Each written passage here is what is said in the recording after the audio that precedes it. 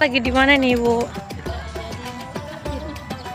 Jadi Masjid Akhir ini sejarahnya dibuat karena mengenang mantan ibu negara ya, yaitu Ibu Hajah Fatimah Siti Hartinah Soeharto, yang dikenal dengan Ibu Tien Soeharto, yang waktu itu meninggal tahun 1996.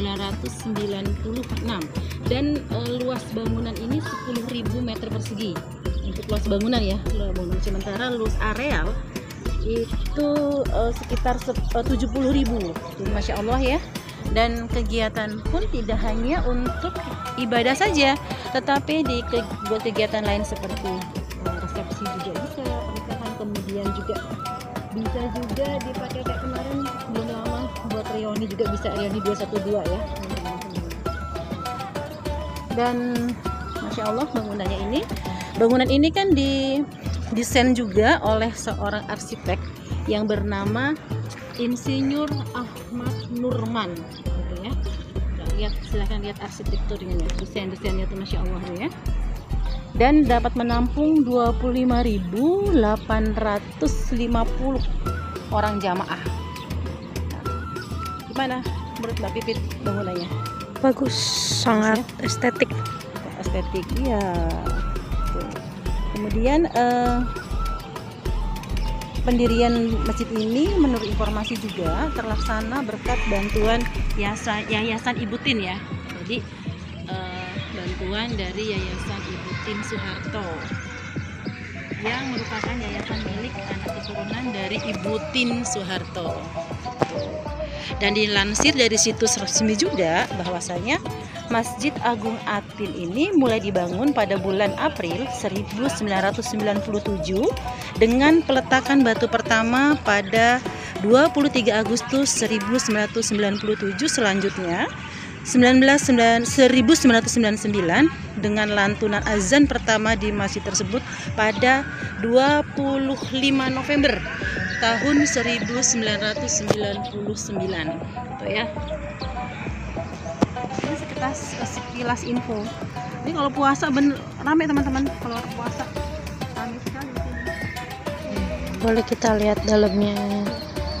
Lepas.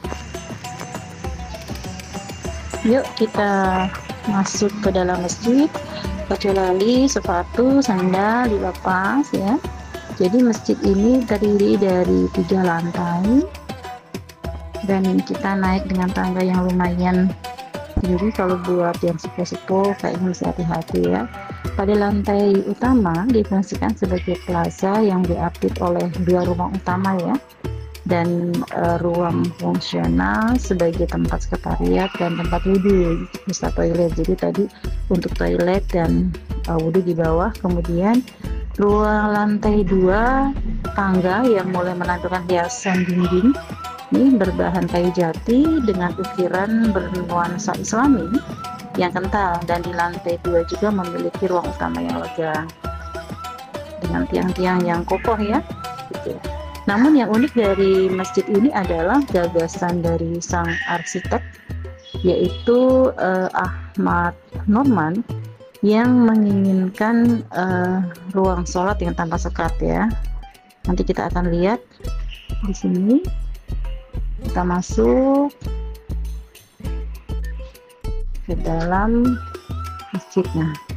Jadi perhatikan di sini, di masjid ini tidak ada tiang ya di dalam masjid ya, sehingga tampak kosong dan lega bagi jamaah. Nah, kalau suasananya ruangnya lega kan nyaman ya,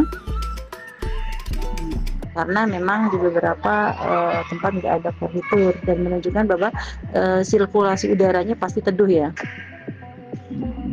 Sisi-sisi samping, di samping-sampingnya ya. Jadi memang kalau pada saat sholat taraweh kadang penuh, bukan penuh ya, memang penuh, sehingga bisa lihat sampai ke tadi. Dan kita di sini kita bisa lihat juga pemandangannya dari atas, Masya Allah sangat bagus ya gitu. Nah, kemudian mengapa ya kok memakai dengan, oh ya ini teman-teman nih lihat, Masya Allah nih tanpa sekat ya, dengan arsiteknya. Luas di Al-Qur'annya tapi ya, jadi kalau kesini sudah disiapkan, ada Al-Qur'an, ada mukenanya gitu kan. Pokoknya kalau sampai di sini teman-teman sholat di Masjid Atin itu rasanya tuh Masya Allah, karena memang serasa seperti di Timur Tengah ya, di Masjidil Haram gitu, suasananya tuh nyaman ya, memang kan beda, tapi kekhusyuan lebih khusyuk ya, karena memang tempatnya luas. Nah, lihat atasnya tuh stepnya, Masya Allah, Masya Allah.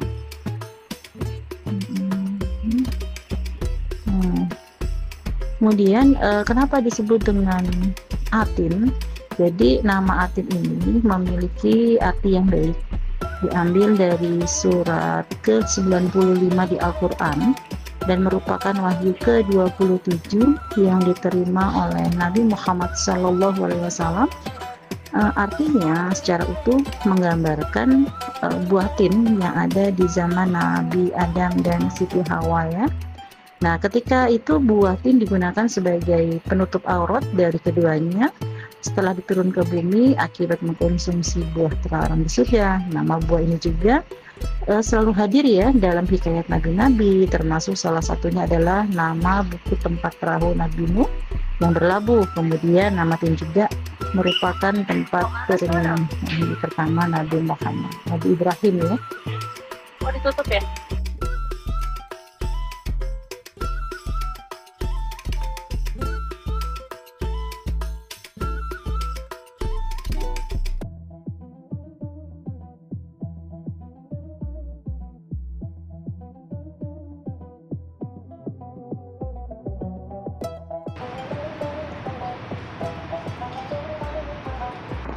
Ini sebelahnya tuh udah taman mini tuh. Ini udah taman mini sebelah ini. Pas sebelah taman mini untuk Atin ya. Terus habis itu ini udah legend banget karena ini udah dari dulu banget ada di sini, dari saya kecil sampai sekarang. Ini ada di sini. Wow, sangat legend. Dan bangunan itu masih gini-gini aja dari dulu, malah lebih bagus sekarang. Nih buat wanita show deh begini. Yuk kita turun. Ini udah mau masuk azan maghrib teman-teman. Nah, ini di bagian bawahnya ya.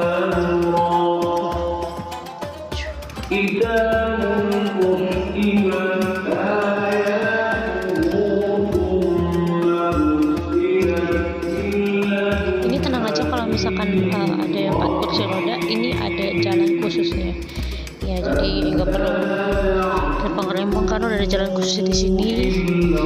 Ini kita jalan terus, pokoknya kita putar gitu ya. Kita jalan lagi ke sini. Ini ruang serbaguna, bisa buat teman-teman kalau mau nikah atau apa bisa di sini.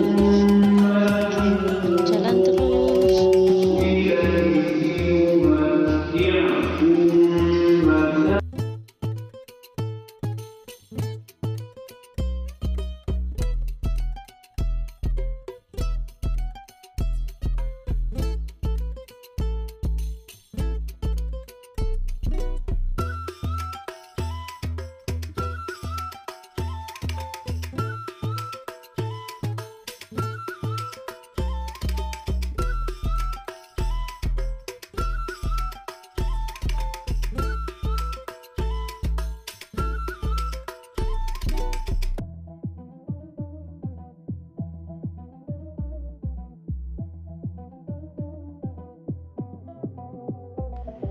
Nah, baik teman-teman, sekilas info tentang Masjid Atin yang berada di Jalan Taman Mini Indonesia ya, TMII, dari Jakarta Timur.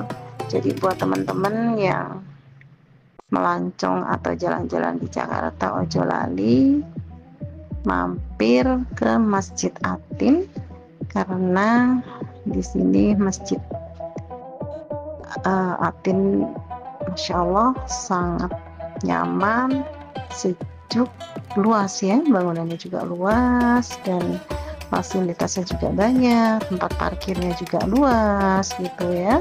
Jadi teman-teman kalau jalan-jalan ke Taman Mini, mampirlah singgah ke Masjid Atin. Kemudian gak jauh juga ada Tamini Square teman-teman, kalau mau jelong-jelong, mau jalan-jalan, lihat-lihat, itu bisa shopping-shopping di mall, yaitu Tamini Square. Jadi ada juga sebenarnya dekat sini juga ada gedung pencaksilat juga ya, ini juga yang termasuk hasil karya dari Bapak Soeharto almarhum. Nah, baik, semoga bermanfaat. Terima kasih, kita bertemu kembali di video berikutnya. Terima kasih. Wassalamualaikum warahmatullahi wabarakatuh.